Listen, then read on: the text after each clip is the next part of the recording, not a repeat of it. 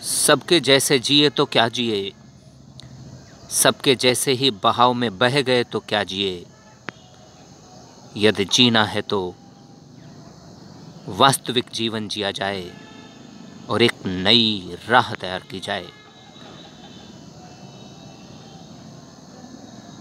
जो उस बहाव में बह गया उसका कोई अस्तित्व नहीं होता। धार में बहते हुए व्यक्ति का कोई अस्तित्व नहीं होता। बहाव में बहते हुए व्यक्ति का कोई भी अस्तित्व नहीं होता।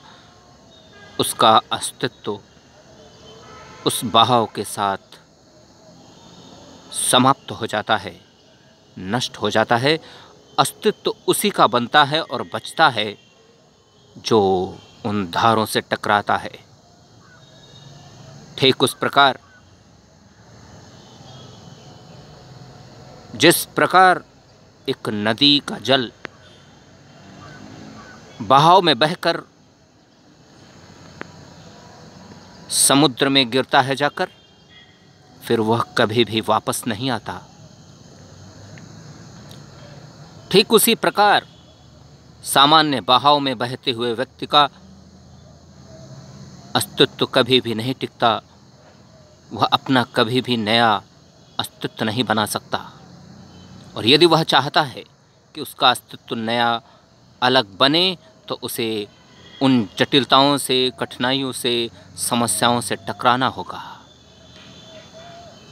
एक नदी का जल समुद्र में गिरने के बाद वह कभी भी वापस नहीं आता।